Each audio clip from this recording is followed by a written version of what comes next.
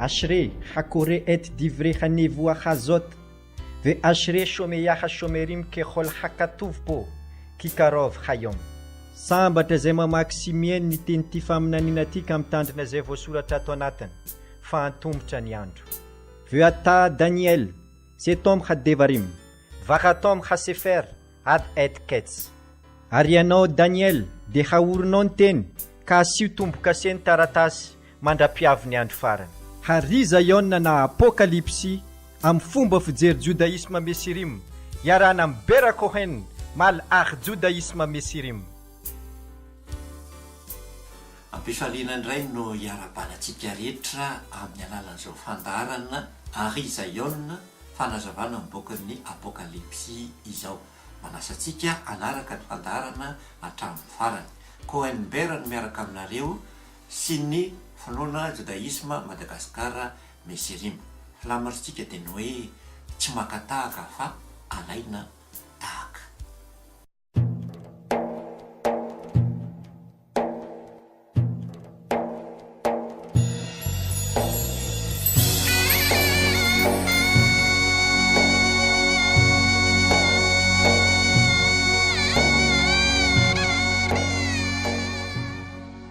Eo amin'ny fahendrena judaisme isika amin'izao fotoana izao, fahendrena laharana fahasivy. Ny fahendrena ho resantsika amin'ny teo ity dia ny obolana 717 obolana 717 izay mivaka toy izao: Ler mineged leis kesil oval yadata shiftei dat. Zay ny fahendrena resantsika amin'ity anio ity. Raha adikatsika dia hoe miala io natrehan'ny olona adala fa tsy ho hitanao aminy ny molotry ny fahalalana. Zay no dikany andikatsika azy. Araka io fahendrena judaisme io dia ilaina ny misafidy, ilaina ny fahaizana misafidy namana eo amin'ny fiainana. Satria arakaraka ny toetra ny namanao ny toetranao, arakaraka ny fomban'ny namanao ny fombanao. Ny fombanao dia tarafina amin'ny namanao, ny toetsainao dia tarafina amin'ny namanao, ny fari-pahalalanao dia tarafina amin'ny namanao, ary na ny avy fanananao azy dia azo jerena amin'ny namanao ihany koa. Lehilahy moa no lazain'ny fahendrena judaisme amin'ny teny hebreo eto, ny lehilahy adala dia tsy fanao loatra ny mananatra azy, fa ny fahendrena dia ny miala aminy. Ny lehilahy kamo, ny lehilahy vavavaina, ny lehilahy mpiady aman'olona, ny lehilahy tsy mafy tokantrano, ny lehilahy mangalabadin'olona, lehilahy misotro toaka, lehilahy mampirisika ny zanany akavadin'olona, ny lehilahy mampirisika ny zanany angalatra, ny lehilahy tsy mandefa ny zanany hianatra, ny lehilahy malaina andany vola amin'ny fampianarana ny zanany, ny lehilahy mampiasa ny zanaka ho fitaovana fampidiram-bola ao atokantranony, ny lehilahy manaratsy olona, ny lehilahy manana toetra mitsikilo fiainan'olona, ny lehilahy manana toetra liana amin'ny fiainan'olona, dia kilasina ho isan'ny adala na dia toa endry azy. Tsy fahendrena ny minamana amin'ny olona toy izany, tsy fahendrena ny mitakosina amin'ny olona toy izany, tsy fahendrena ny miray asa na miray trano amin'ny olona toy izany, ary tsy fahendrena ny maka tokantrano ny zanany vavy, ary tsy fahendrena ny manaiky ny zanaka vavy ho vadin'ny zanany lahy, ary tsy azo atao mihitsy ny mampiasa zady fampikasoana amin'ny olona toy izany. Loza ny olona toy izany araka ny fahendrena jodaisma. Ny antony dia satria adala ny lehilahy toy izany.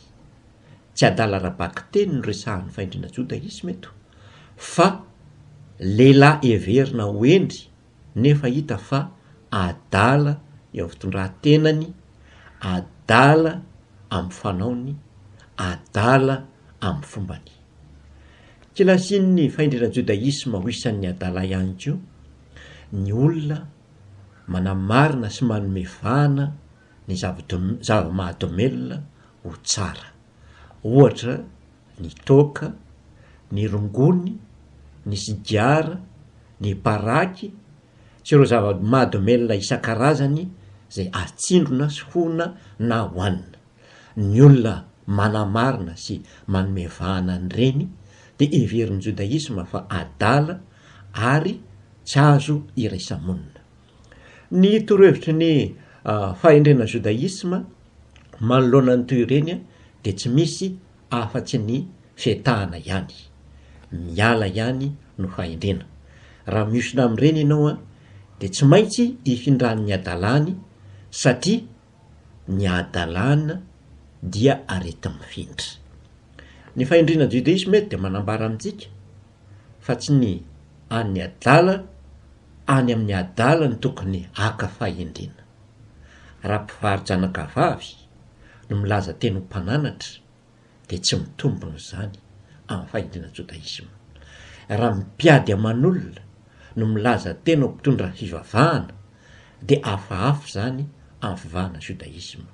Raha ny mpanala baraka olona milaza tena olon-kendry dia zava-doza izany amin'ny fahendrena jodaisma. Ary raha ny mpifoka sigara, azafady ny mpifoka sigara sy mpifoka rongony sy mpisotro toka no milaza tena ho mpampianatra dia ny miala no torohevitry ny fahendrena jodaisma. Betsaka ireo adalana fa tsy ho voatanisantsika eto. Ny molotry ny adala na ireo manana toetra hafahafa ireo dia tsy afaka hitondra fahendrena mihitsy fa tsy maintsy hita eo amin'izay lazainy ny vavany foana ny fanamarinana ny fahadalana ataony. Izay indray fahendrena jodaisma tsika amin'ity anio ity.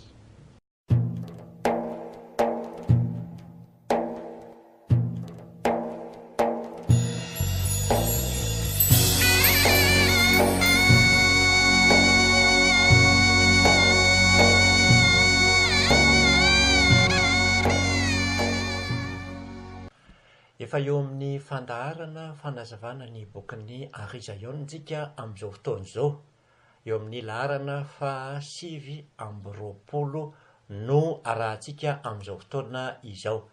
Ny fandaharantsika dia mbola eo amin'ny apokalipsy toko voalohany andininy 7 izay mivaky toy izao.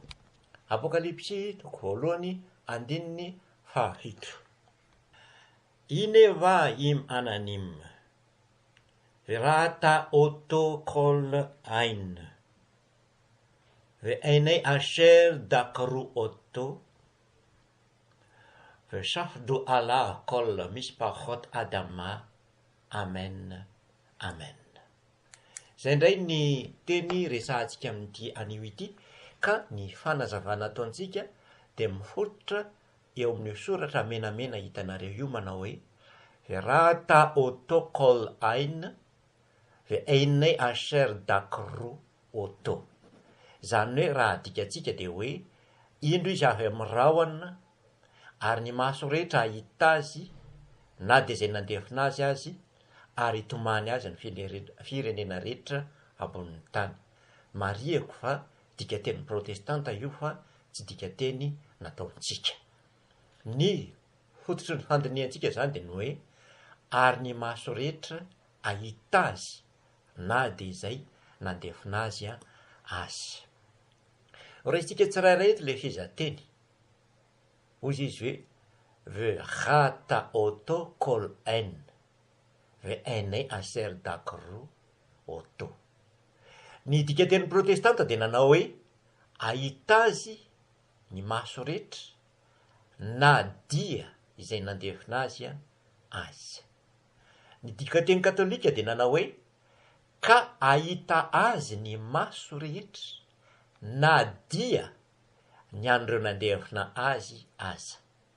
Ny dika teny diema dia nanao hoe ka ahita maso azy ny olona rehetra na dia ireo nandefina azy aza. Efa noresantsika ny hoe indro izy avy, sy ny hoe avy amin'ny rahona na hoe miaraka amin'ny rahona. Zao kosa isika zany dia resaka ny hoe maso ahita azy. Zay indray zany no resantsika hoe ny maso ahita azy. Alohan'izay nefa dia andeha ho resahana aloha ny feon'ilay fahatongavany tamin'ny rahona na miaraka amin'ny rahona no lazaina teo aloha. Ny antony resahana ny feon'ity fahatongavana ity dia ny mba ampazava tsara ny momba ireo maso ahita izany fahatongavana izany. Efa no resantsika fa endrika vaovao no isehon'izay fitohizan'ny fahatongavany Yesoa izay ambarany bokiny Arizaïona izay. Fahatongavana izay fitohizan'ny fahatongavany teo amin'ny Joda. Tonga amin'ny rahona na tonga miaraka amin'ny rahona. Ny rahona hoy isika dia kerobima na fanahy manidina mpitatitra ireo mponina any an-danitra. Tsy hita maso satria amin'ny rahona izany fahatongavana izany. Fahatongavana araka ny Torah izy io isika. Noho izany dia tsy maintsy hialoavan'ilay 3 andro 3 alina ahavelomany amin'ny mazanak'ondry hovonoana azy eo amin'ny zanak'Israely. Izany hoe hialoavan'ilay 3 andro araka ny Torah fanomanana ny zanak'ondry alohan'ny hamonoana azy.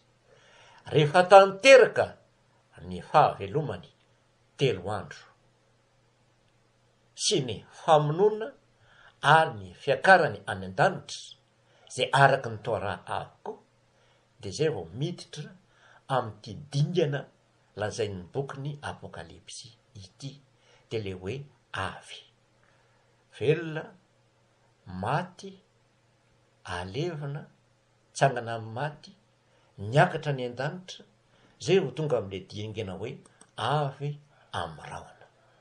Ilay avy amin'ny rahona zany dia tsy inona fa fahatongavany eo amin'ny zanak'Israely ao anatin'ny tabernakely na ao anatin'ny tempoly.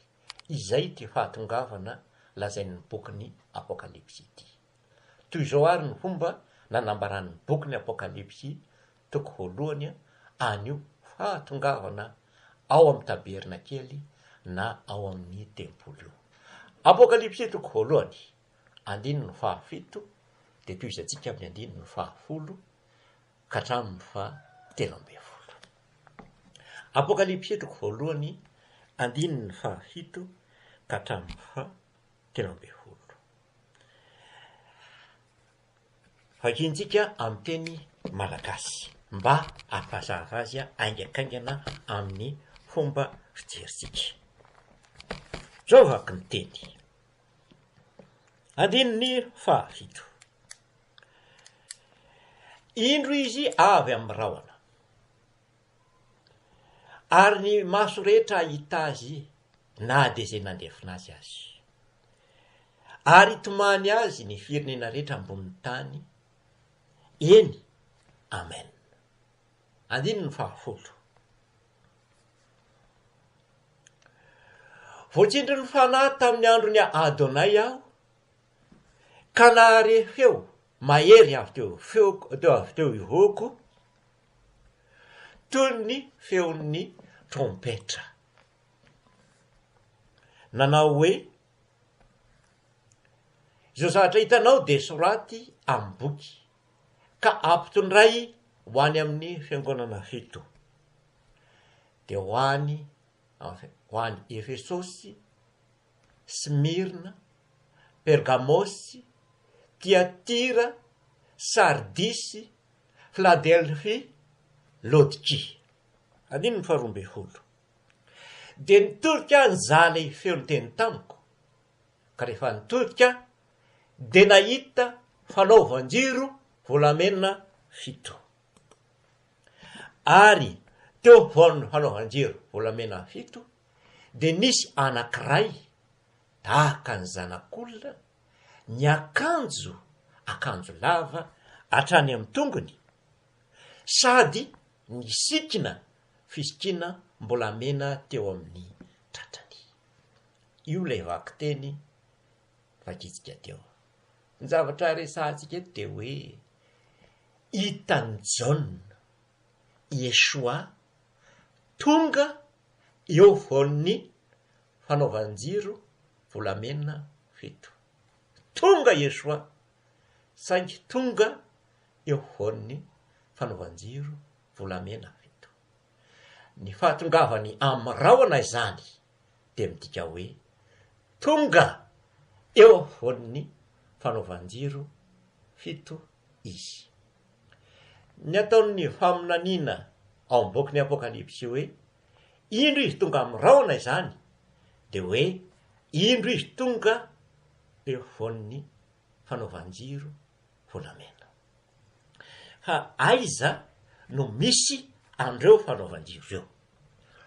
Fomba amalintsika izay fanontaniana zay dia ataontsika indroa metaona ary amin'izay fotoan'izay dia fantatsika ny marina. Ny fanontaniana valony voalohany dia ny apokalipsy no amalintsika azy.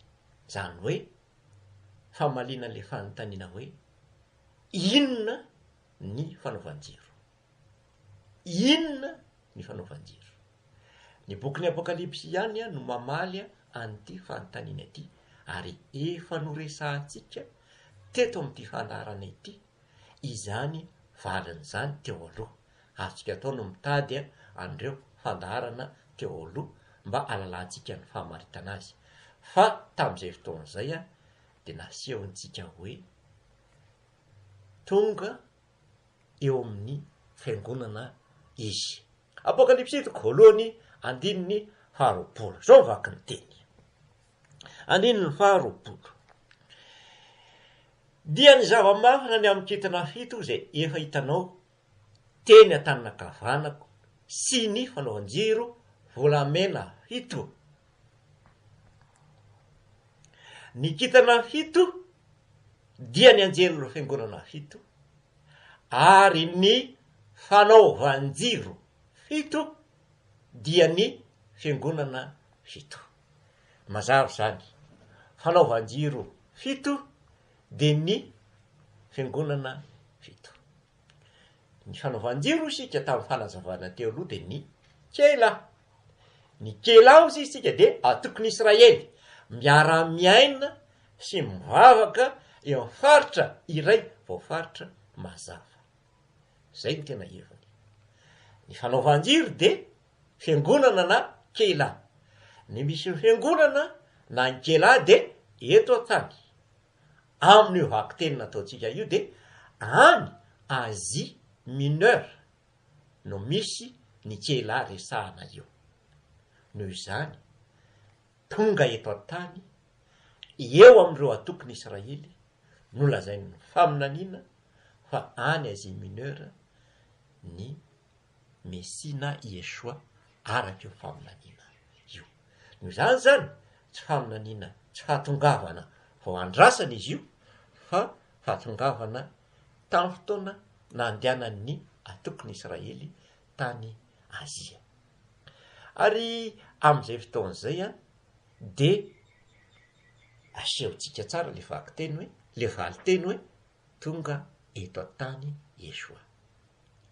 Ny valy teny faharoa indray amin'le hoe inona ny fanaovanjiro dia zao nanaovantsika azy no hoe aiza ny misy ny fanaovanjiro. Exode 7:1-4 zao vaky ny teny. Ary Adonay ny teny tamin'ny Moshe nanao hoe amin'ny andro voalohany amin'ny volana voalohany dia atsangano ny tabernakelin'ny tranolay fionana. Ny tabernakely no atsangana.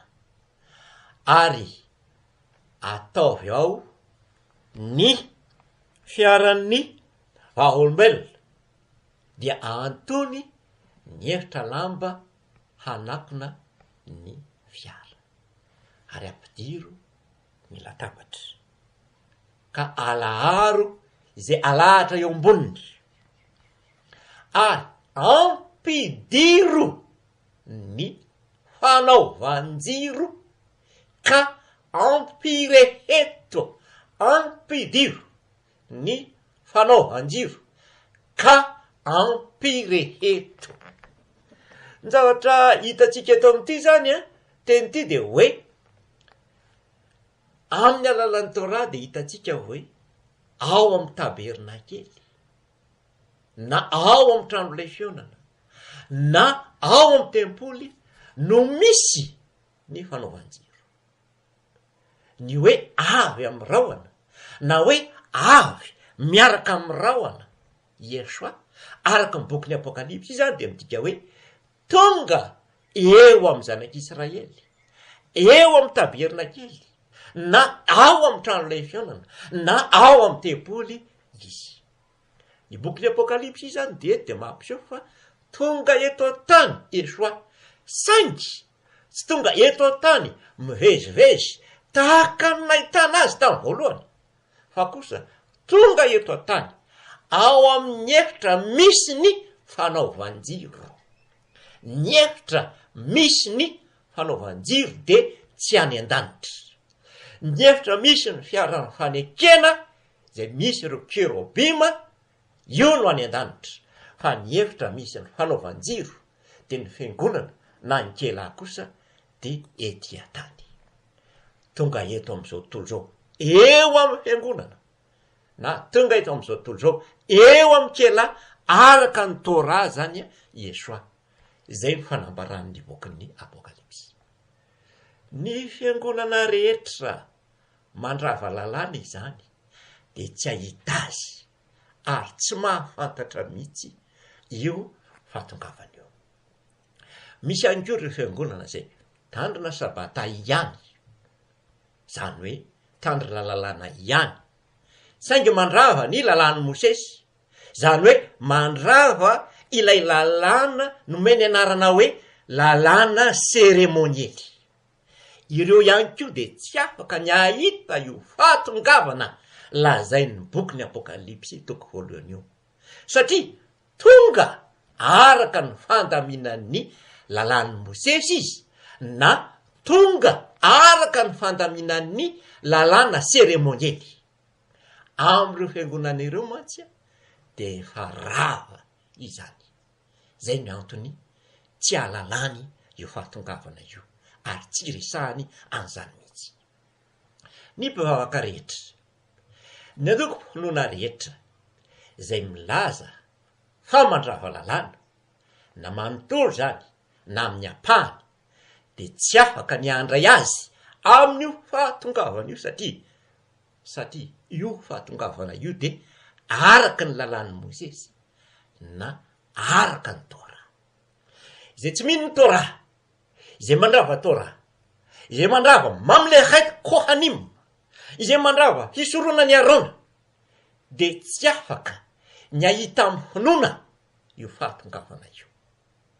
Araka ny Torah na ny lalàna ihany anefa de mazava fa io fatongavana io de tsy hitan'ny mason'ny olona satria na ny mpisorona tsotra azy ny Kohen na ny Levita tsotra sy ny vahoaka de tsy misy afaka miditra ao amin'ny efitra misy ny fanaovanjiro io. Mariantsika fa efitra misy ny fanaovanjiro de toeram-piasan'ny mpisorona be na ny Kohen Gadol irery ihany. Ny mpisorona tsotra na Kohen de tsy manana asa atao ao amin'ny toerana io. Noho izany ny faminaniana de midika hoe tonga eo amin'ny zanak'Israely na eo amin'ny kela amma Kohen Gadol azy Yesoa amin'ny mampisorona be azy esoa mario tsara fa ny tempoly no mahazanak'Israely ny zanak'Israely ary ny tempoly no mahatezitra ny jentilisa amin'ny zanak'Israely ary anendrikendrehany jentilisa hoe manavakavaka ny zanak'Israely. Ny tempoly no fototra iorenan'ny lalàna, fototra iorenan'ny Tora. Zay ny dikan'ny faminaniana hoe mijoro eo afovoan'ny fanaovan-jiro volamena 7 i Yesoa. Tsy tonga any an-danitra izy akory fa tonga eto tany eo amin'ny efitra faharoa de ny efitra misy ny latabatra fametrahana ny mofaseho sy ny fanaovan-jiro zay ao anatin'ny tabernakely izay terizina eo amin'ny zanak'Israely ireriany araky ny Tora na araky ny lalàn'ny Mosesy na araky ny lalàna seremoniely araky ny fomba fiteny kristianina. Lalànan'ny tabernakely zany de izao izay mamono fanatitra eo amin'ny kianja ihany no anao ampisorona be asa eo amin'ny efitra voalohany sy ny efitra faharoan'ny tabernakely. Tsy misy olona manana tombontsoa amin'ny asa ampisorona be ao amin'ny efitra roa ireo fa tsy izay mamono ny fanatitra ihany. Noho izany izay mpanota tsy mamono fanatitra de tsy manana anjara amin'ny raha ataon'ny mpisorona be ao amin'ireo efitra ny tabernakely ireo.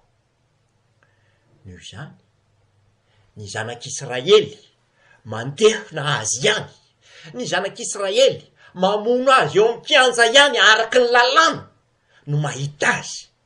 Ny zanak'Israely mamono azy araky ny lalàna ihany eo amin'ny kianja no mahita azy miasa ho azy ao amin'ireo efitra anankiroa ireo. Izany ny fototry ny fivavahana judaisma. Very ny mpanota tsy mamono fanatitra ary vozona mandrak'izay tsy voavonjy intsony mihitsy izay milaza fa voaozona izay mamono ny fanatitra tondra famelan-keloka, voaozona izay manozona ny olona tady famelan-keloka amin'ny famonoana fanatitra. Yesoa de fanatitra mitondra famelan-keloka. Noho izany tsy maintsy vonoina izy satria fanatitra. Zao voalaza ny Apokalipsy 7. Toko voalohany azafady andininy 7. Zao vaky ny teny. Apokalipsy voalohany andininy 7. Indro izy avy amin'ny rahona ary ny maso rehetra ahita azy. Zany ko vaky teny. Ny maso rehetra ahita azy. Ny dikan'io tsy hoe izao tontolo izao akory ahita azy satria izao tontolo izao tsy manana tombontsoa amin'ny fanatitra mba hiasan'le mpisorona be eo amin'ny fanaovan-jiro sy ao amin'ny efitra voalohany fa kosa ireo zanak'Israely zay afaka mamono fanatitra eo amin'ny kianja ihany no mahalala fa miasa ho azy ao amin'ny efitra voalohany sy efitra faharoa ny mpisorona be. Ary eto toizantsika le vaky teny zay manao hoe indro izy avy amin'ny rahona, indro izy avy amin'ny rahona ary ahita azy ny maso rehetra. Na de izay nandefina azy na dia izay nandefina azy. Raha vakina amin'ny teny Hebreo io teny io de somary hafa kely no fisehony. Ndeny jerentsika ny fomba fisehon'io amin'ny teny Hebreo. Amin'ny teny Hebreo. Apokalipsy voalohany andininy 7. Ary Zaiona voalohany andininy 7. Ary le tapany hoe na de izay nandefina azy no vakintsika. Zao ny vakiny. Apokalipsy voalohany andininy 7. Zao ny vakiny. Ineba anonyme. Verata autocol ein. Raata autocol en. Raata autocol en. Nataoko menamena mihitsy eto loha hoe midikany hoe si.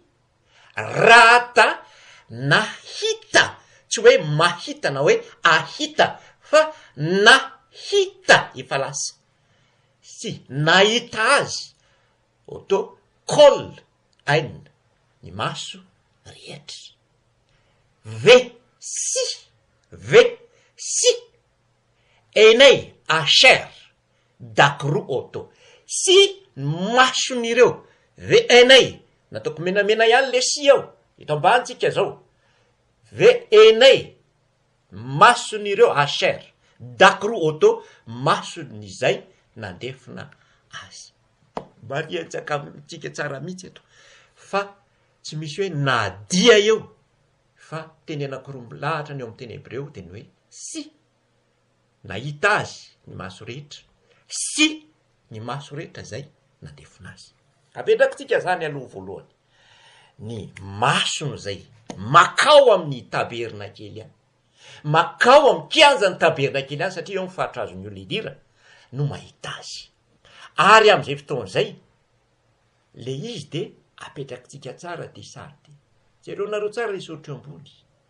Ary ny maso rehetra hahita azy, ho avy io teny io, nadia am'izay fotoan'izay zany a, misy an'le hoe nadia izay nandefina azy azy. De ahitsika le izy ary ny maso rehetra rahata, teny hebreo, le rahata raha dika de nahita azy, sy ny mason'ireo nandefina azy. Mariako tsara fa amin'ny teny hebreo raha ohatra ka misy teny hoe si eo nelanelan'ny teny anankiroa, hevitra anankiroa, ka mifampitohy le hevitra anankiroa, de tsy midika hoe nadia na sia ilay izy, fa midika verbe le hoe ary. Jereo tsara le vaky le izy teo nanaovantsika azy hoe ary maso rehetra nahita azy, sy ny mason'ireo nandefina azy, sy ny maso rehetra nandefina azy. De am'izay fotoa zay zany a, rehefa alamina io ka raisina ny fehezanteny, lasa verbe le izy de hoe ary maso rehetra nahita azy, dia ny mason'ireo nandefina azy. Zany hoe ny mason'ireo afaka niditra teo am'le kianja mba anatanteraka le famonona ny fanatitra zay azony mangataka famelan-keloka. Zay le zavatra voalaza eo. Ny mason'ireo nahita azy de ny mason'ireo nandefina azy. Tsy mahita ny Mesie tonga eo amin'ny tabernakely zany ianao hoe raha tsy mahazo famelan-keloka. Ary tsy mahazo famelan-keloka zany ianao hoe raha tsy manana ny fahafatesany. Ary tsy manana ny fahafatesany zany ianao raha tsy namono azy ho fanatitra ho anao, na arabaky teny io na amin'ny finoana. Ary tsy maintsy ao amin'ny fomba mpisoroana ny arona irery ihany no azonao manatanteraka an'izany. Raha mahita azy avokoa ny mason'izao tontolo izao, de azo antoka fa mahita azy ihany koa ireo namono azy. Noho izany tsy misy tokony hanamafisana an'izany intsony. Hafahafa noho izany fizeteny zay hitantsika teo amintsika teny malagasy. Ny jodaisma misy rima zany de miteny toy izao: ireo namono azy tamin'ny fotoan'androny de jiosy. Ny jiosy anefa de tsy ao anatin'ity teny lazain'ny bokin'ny Apokalipsy ity, satria fanaovan-jiro 7 ity. Ny fanaovan-jiro 7 de any taranak'Israely fa tsy taranaka Joda. Noho izany tsisy resaka jiosy nandefina azy tamin'ny fotoan'andro io resaka io. Noho izany de resaka taranak'Israely no resahana eto. Amin'ny teny hebreo ny teny hoe si, le tsika menamena teo io. Amin'ny teny hebreo le ve zany, raha zavatra roa mitovy no ampirarina aminy de mivadika ho verbe izany, zany hoe mivadika ho matoan-teny. Noho izany de tsy hoe na de ireo nandefina azy azy, fa hoe maso rehetra de mahita azy, de ny mason'ireo nandefina azy. Te hitan'ny Mesia ianao, Mesia ho anao ao amin'ny fanaovan-jiro, ao amin'ny tabernakely, mila hafa-keloka ianao. Te ho hafa-keloka ianao, mila manana fanatitra ianao. tianana fanatitra ianao esoa ny fanatitra ao anao saingy tsy maintsy maneho finoana ny famonoana azy araka ny fomba ny arona ianao amin'izay fotoana izay ary tsy misy manao an'izany afa-tsy ny finoana jodaisma misy rema irery any zava-dehibe ho anao ty bokin'ny Arizaïona ity ary ahita zavatra goavana ianao anatiny ity ary ahita zavatra mbola tsy hitanao mihitsy ary antoko ny famonjena izy ity ary oko fantatrao fa ho hery ianao raha tsy fantatrao izay voasoratra ato satria tsy joda ianao ary mety tsy ho Israely ihany koa fa mety jentlisy ka raha tsy mipetraka eo amin'ny joda sy Israely aloha famonjena dia tsy afaka mivoaka makany amin'ny jentilisa izany ary Israely kosa ianao dia manaposa fa natao anao ny zavatra resahana amin'izao fotoana izao ary ao ary dia bokin'ny Arizaïona ity fa zava-dehibe ho an'ny famonjenanao izy ity mba tsy ho hery any amin'ny elo ianao dia manatenana anao anaraka ny fanazavana hatramin'ny farany lehitraoty